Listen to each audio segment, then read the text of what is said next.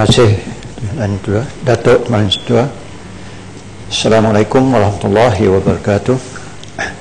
Kami dari Pakatan Rakyat memang menolak segala bentuk keganasan dan menyokong segala usaha untuk membendung keganasan. Bagaimanapun, usaha ini hendaklah mengikut syariat Islam dan menepati konsep keadilan untuk semua, berpandukan kepada undang-undang antarabangsa juga. Pada Hari Polis baru ini, Perdana Menteri dan Ketua Polis sendiri menyatakan Akta Anti Berganas dan tambahan pada Akta Hasutan adalah kerana kepercayaan prevention is better than cure, dengan izin, iaitu pencegahan lebih baik dari pemulihan. Saya bersetuju 100% dengan kenyataan tersebut.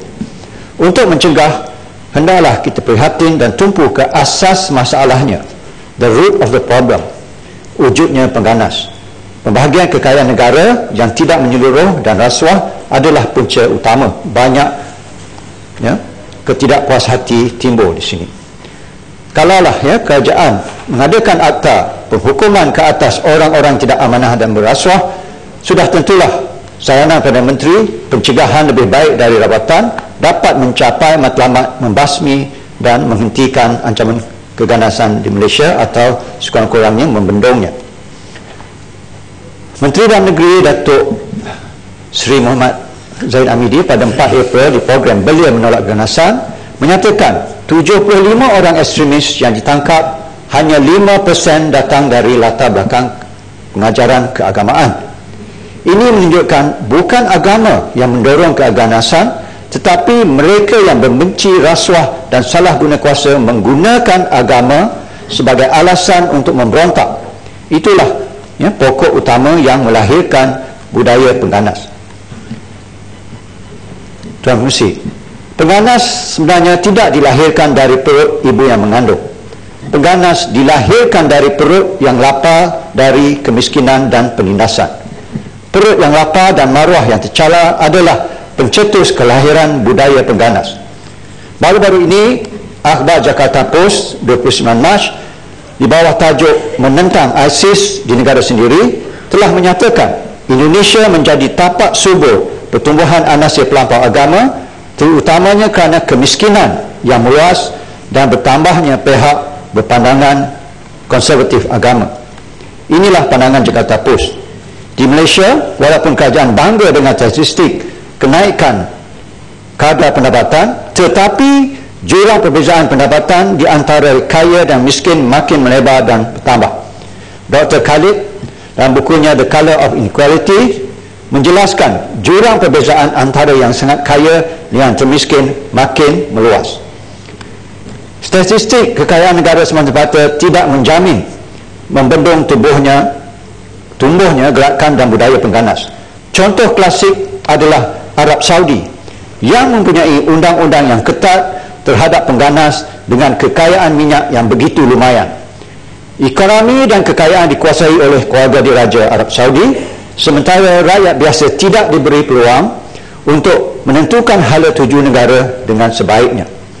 Dengan peristiwa tragedi kemusnahan World Trade Center di New York 9/11, sebahagian besar pengganas adalah sebenarnya daripada rakyat Arab Saudi, 70%.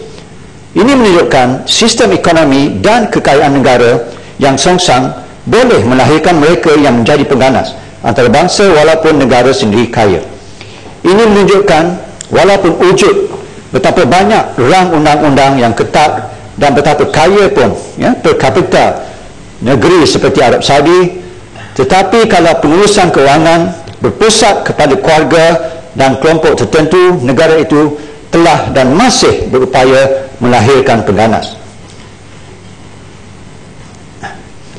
Seorang ahli psikologi kanan polis Singapura, Jensen Ang, yang menyoal siasat ahli JI, Jamaah Islamiah, mendapati ramai pengganas memilih untuk berjuang, berjihad kerana mereka percaya orang Islam di dunia sedang dizalimi dan dirompak hak mereka. Batu bangun. Sedikit. Saya ingin dapat pandangan daripada Kuala Terengganu. Sebenarnya kerajaan ini dia nak target kepada kumpulan yang orang yang menyertai kumpulan yang dianggap sebagai teroris atau orang yang melakukan terorisme itu makin kabur. Saya ambil contoh ya. Adakah kita nak menghalangkan seseorang itu untuk menyertai katalah perjuangan Hamas angkat senjata? Secara spesifik kita nak dengar dari menteri, atau kita nak halang seseorang itu boleh menyertai JI tapi tidak angkat senjata. Itu implikasi yang amat berbeza, tapi tidak jelas dalam akal. Ya, saya bersetuju bahawasanya kurang jelas di dalam matlamat sebenarnya akta yang dicadangkan. Tetapi itulah yang sebaik-baiknya kita mengambil usaha di dalam negara sendiri untuk mengurangkan sebab-sebab yang boleh melahirkan budaya sedemikian rupa. Ya. Saya sambung, negara lain tidak lagi hanya menangkap dan penjarakan pengganas, tetapi mereka menggunakan pendekatan yang lebih sophisticated dan cara-cara psikologi. Mereka sedar cara lama ini tidak berkesan menyelesaikan masalah, tetapi Malaysia nampaknya masih ditakut yang lama dengan pendekatan menggubal undang-undang untuk menangkap dan menghukum tanpa memberi tumpuan serius meningkatkan tahap mutu hidup rakyat dan membasmi rasuah, pembaziran dan penindasan. Saya mencelah. Ya, mata tinggi ya, Nanti sekejap saya habis sikit ya. Sebentar. Saya nak sebut di sini ya, seorang Profesor Mark Juergensmeyer, seorang pakar Amerika bidang pakar keganasan agama atau religious terrorism, telah memberi pandangan di Seminar Keselamatan Nasional di Singapura pada Januari 2014. Beliau mengatakan ya, perang menentang keganasan atau terorisme boleh dimenangi dengan syarat kerajaan jangan masuk ke perangkap pengganas. Kata beliau, biar pihak keselamatan menjalankan tugas mereka tanpa campur tangan atau unsur politik, dan biarlah mahkamah memutuskan hukuman yang sepatutnya. Kata beliau, apabila insiden 9/11 pengemuban di New York World Trade Center berlaku dan kerajaan mengisytiharkan ini adalah declaration of war atau peristihan perang, itulah yang dikehendaki oleh Al-Qaeda, dan ramai yang benci Amerika dan bersepati dengan Al-Qaeda telah menyebelahi Al-Qaeda dalam perang untuk menentang Amerika. Ya, silakan. Terima kasih. Terima kasih pada speaker. Terima kasih pada Kuala Terengganu. Sebenarnya saya tertarik sebab cuba apa yang dicerumuskan oleh Kuala Terengganu bahawa keganasan ini disebabkan oleh ketidakpuasan hati rakyat mengenai rasuah, mengenai jurang ekonomi. Saya memang ada benarnya, tetapi sejarah membuktikan pembunuhan ramai-ramai dan keganasan itu sendiri berhasil daripada perbezaan pendapat yang ekstrim sampai level antara sama ada agama ataupun doktrin. Dan perang dunia pertama, kedua membuktikan ratusan juta, puluh juta rakyat mati bukan sebab rasuah, sebab doktrin divide, perbezaan doktrin ataupun pendekatan-pendekatan doktrin tertentu untuk mencapai matlamat sempit kumpulan-kumpulan tertentu. 9/11 membuktikan bahawa bila ada pelanggaran World Trade Center menyebabkan kematian 3,000 orang, maka George Bush kata, you are with us or against us. Dan akhirnya berlakulah peperangan yang membunuh ramai berjutaan rakyat Iraq dan rakyat Afghanistan. Tak ada kena-mengena dengan rasuah. Jadi saya ingin merumuskan di sini bahawa apapun berlaku dalam negara, sebagaimana yang disebut oleh Lembah Pantai tadi, kita kena pasti dari penarik mengapa mereka ini sanggup membunuh diri atau menyebabkan kepada perkara yang membabitkan kepada keganasan. Dan saya rasa ini batu jelas, sama dia buat senjata atau dia buat bom, dia panggil atau terpanggil.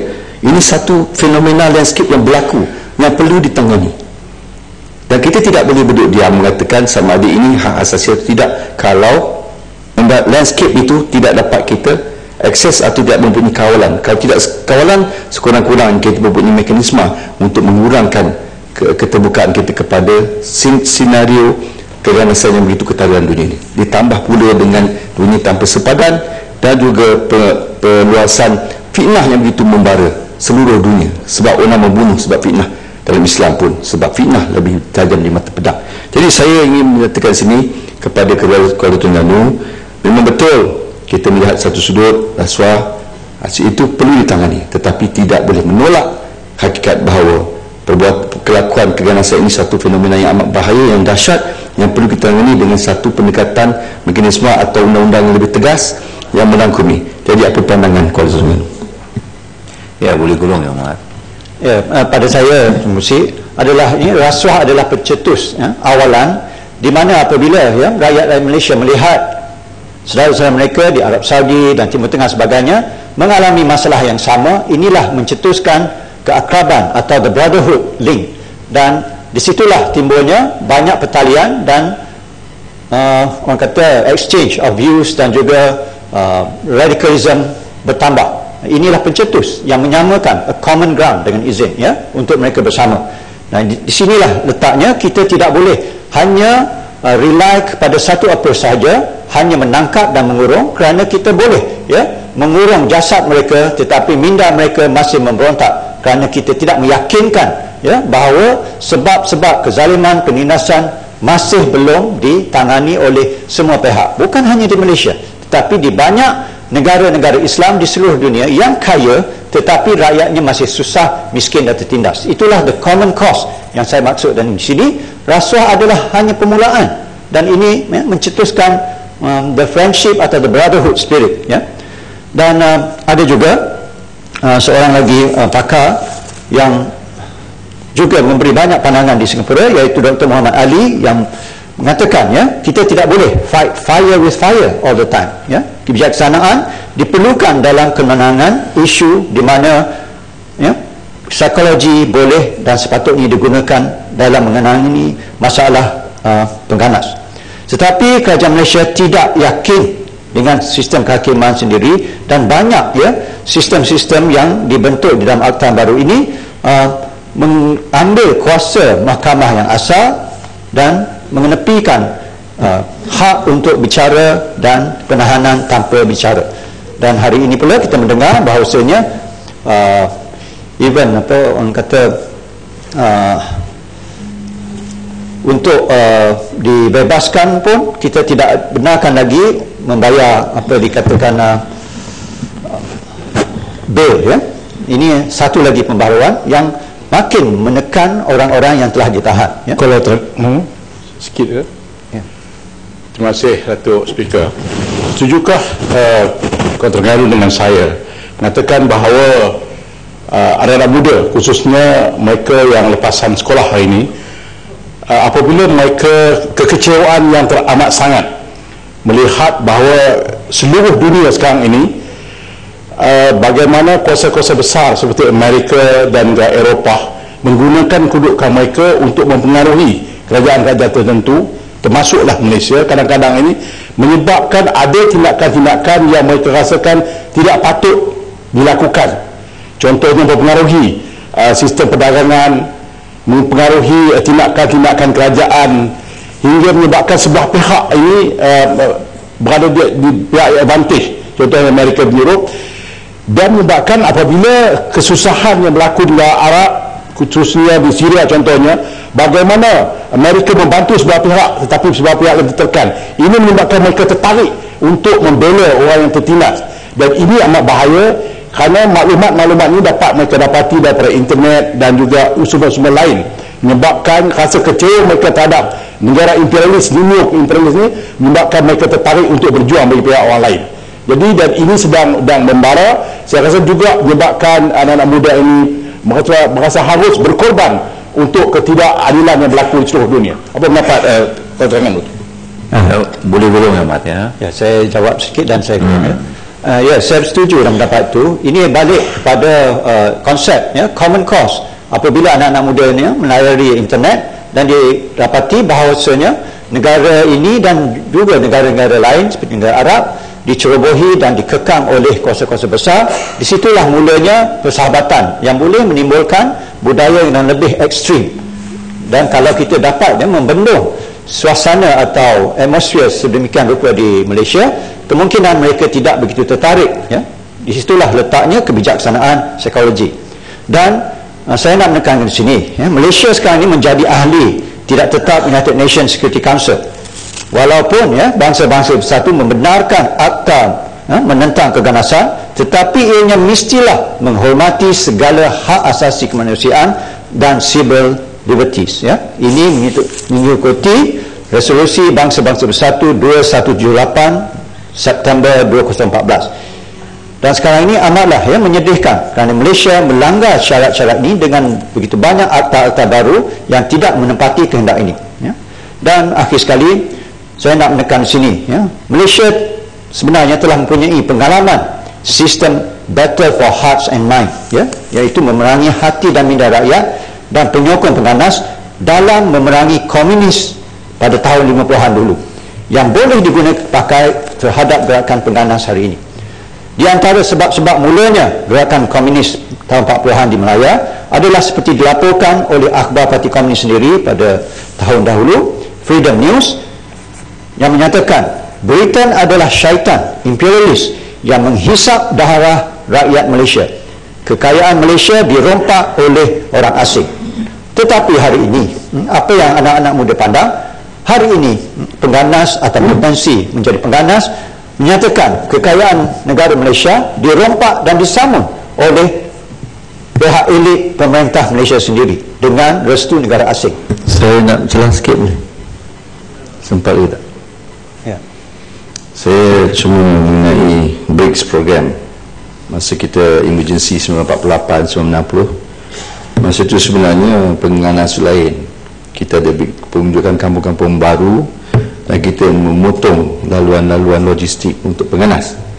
Akhirnya kita dapat mengatasi emergency ini dengan berjaya 3 tahun selepas merdeka. Jadi masa itu tak di media sosial, tak di minda. Jadi saya ada sikit kekeliruan kat situ, saya ingat diperbetulkan balik oleh Terengganu. Terima kasih. Maksud saya adalah konsep propaganda yang digunakan bahawasanya kekayaan negara ini tidak turun ke bawah kepada orang ramai dan anak-anak muda memprotes keadaan sedemikian rupa. Kalau dulu penjajah adalah orang asing, hari ini penjajah yang membolot harta kekayaan negara bertumpu pada orang-orang kaya sendiri. Situlah the common cause. Maksud saya, kalau kita hendak membendung perasaan benci dan ekstremis ini, kita mestilah mengatasi pada sedemikian rupa dengan izin remove the cause, dengan mengurangkan lagi kurang perbezaan pendapatan. Ya, Muat, masa dah habis ya, Muat. Boleh? Sekali. Masih Datuk Seri Speaker. Kita banyak bercakap tentang pencegahan. Semalam kita dapat Menteri berbanyak-banyak kali menggunakan perkataan pencegahan. Apakah sebenarnya pencegahan? Adakah dengan datangnya akta-akta drakonian sebegini adalah pencegahan, atau didikkan sebagai contoh memerangi mereka daripada melakukan keganasan ataupun terlibat dalam ekstremis ini adalah pencegahan? Saya rasa definisi pencegahan ni disalah guna dan disalah tafsir hanya untuk membawa bil-bil ni masuk dalam Dewan Yang Mulia ini. Apa pendapat Yang Berhormat? Saya setuju bahawasanya we have to remove the cause. Itulah cara seperti yang Perdana Menteri sendiri kata, prevention is better than cure. Itulah sebabnya kalau diambil langkah-langkah yang bijaksana untuk mengurangkan ketidakpuashati, terutamanya anak-anak muda, perkara ini dapat dibendung. Dan akhir sekali, saya nak menyatakan di sini, hari ini di Malaysia dan negara-negara yang membangun yang lain menghadapi ancaman pengganas. Kemarahan rakyat berpusat atas isu salah guna kuasa serta rasuah pihak pemerintah dan atasan. Dan anak-anak muda hari ini begitu canggih dengan kegunaan media sosial dan sebagainya, dan tidak ada cara kita untuk menyekat maklumat ini berpindah daripada satu benua kepada benua yang lain, melainkan kita mengobati perasaan mereka dengan menangani masalah ini supaya tidak berterusan. Itulah saya rasa sebaik-baik pendekatan yang kerajaan patut lakukan. Tidak akan selesai masalah ini dengan berapa banyak beratus ribu akta undang-undang baru yang digubarkan kalau kita tidak tangani the root of the problem or the root cause of the problem. Itulah yang sebaik-baiknya. Dengan itu saya minta memohon kerajaan memikir sedalam-dalamnya supaya undang-undang yang keras tidak boleh menyelesaikan, malahan boleh, ya, seperti yang dikatakan oleh sahabat saya tadi, membuat keadaan ini lebih teruk, lebih berat, kerana pihak anak muda akan lebih memberontak. Dengan itu saya memohon untuk kerajaan mempertimbangkan sepenuh-penuhnya pendapat daripada pihak kami. Sekian, terima kasih. Ya, sila Mak Menteri.